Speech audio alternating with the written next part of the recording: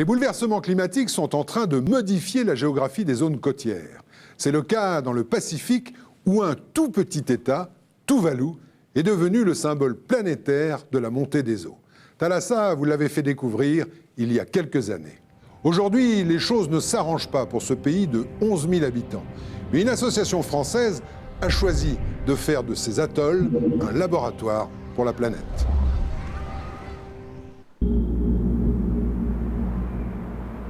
Paris, à des milliers de kilomètres de Tuvalu.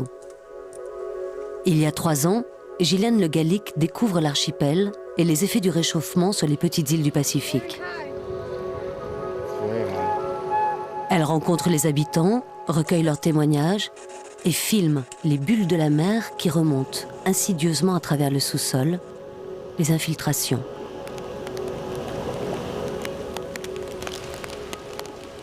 C'est tout doux, il n'y a pas de violence, il n'y a pas de grandes vagues, il n'y a pas de... Quand on a tourné le film en 2003, on avait remarqué, parce que quelqu'un nous l'avait dit, je veux dire, on ne le découvre pas comme ça, qu'un îlot était en train de disparaître. Donc, on l'avait filmé, celui-ci. Donc, on voit qu'il y a eu des arbres, puisqu'on voit encore des petits bouts de tronc, des choses comme ça. Et l'an dernier, je suis allée faire un tour dans le coin et il n'y avait plus rien déjà.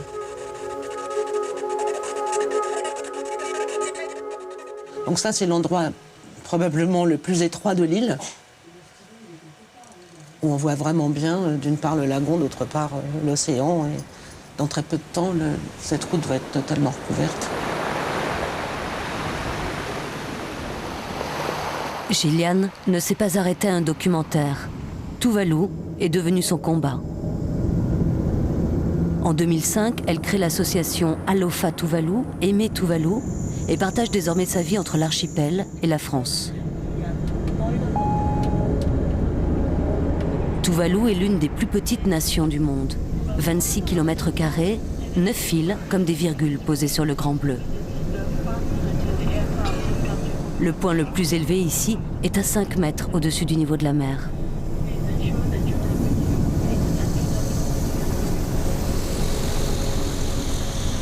L'île capitale s'appelle Funafuti. C'est ici qu'il y a l'unique piste d'atterrissage. Les Américains l'ont construite lors de la Seconde Guerre mondiale. Ces travaux ont fragilisé à tout jamais la structure de l'atoll et l'ont abaissé. 5000 habitants vivent à Funafuti, soit la moitié de la population totale. Le pays n'a aucune ressource naturelle en dehors de la pêche et vit des aides étrangères. Mais ce qui inquiète le plus, c'est cette image. À chaque grande marée, l'eau de mer qui s'infiltre dans les sous-sols et vient inonder les pits, les excavations laissées par les Américains. La montée des eaux est une réelle menace à Tuvalu.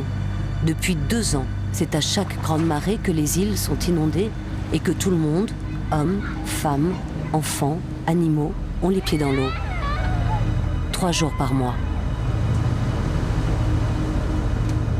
Ça a l'air dangereux comme ça. Ça monte de plus en plus. L'année dernière, ce n'était pas monté aussi haut. Je veux dire, au moment des grandes marées, celle de février. Mais là, ça change, ça monte de plus en plus.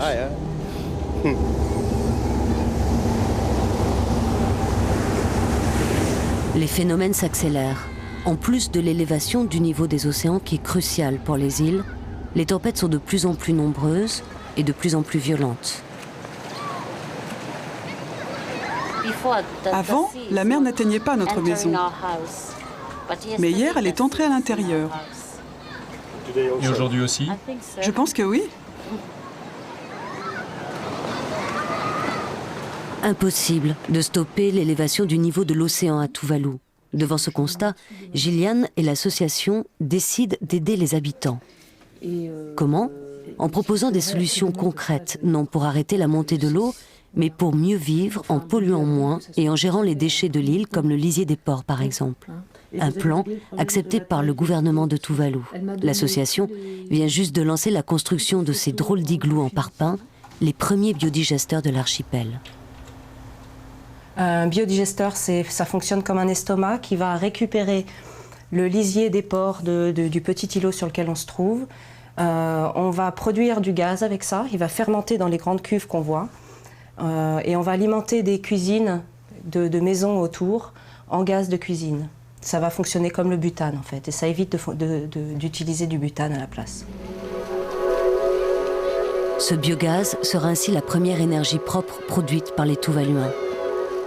L'année prochaine, on produira aussi sur les îles du fioul à partir de noix de coco, du fioul pour les moteurs de bateaux. L'idée est de participer à la diminution des émissions de gaz à effet de serre, que Tuvalu, ce tout petit pays, donne l'exemple et devienne un modèle de développement durable. Peut-être qu'on ne sauvera pas Tuvalu, mais l'idée c'est on sauvera sans doute d'autres territoires. On rendra service par l'élan qu'on impulse, en fait, on rendra forcément service à d'autres territoires derrière. L'idée c'est que ce qui arrive à Tuvalu ait du sens et que ça serve à d'autres en fait. Que ça nous serve d'alerte, quoi. Parce que là on arrive à quelque chose de... la première nation menacée à cause de nous, de notre mode de vie, de notre manière de vivre, alors que c'est si simple de fonctionner autrement et de changer les habitudes tout simplement. Si les prévisions les plus alarmistes se confirment, Tuvalu sera le premier pays submergé, la première nation rayée de la planète. Si dans 5 ans, tout le monde s'est mis à faire ce qu'il faut, peut-être que ça va réduire l'augmentation qui est pour le moment, je crois, en moyenne de 48 cm jusqu'à la fin du siècle. Donc, est-ce qu'ils vont disparaître ? Je ne veux pas l'affirmer. Dans 50 ans, plus personne peut-être ne regardera le soleil se coucher sur Tuvalu. Et personne ici ne veut le croire, personne ne veut se résigner.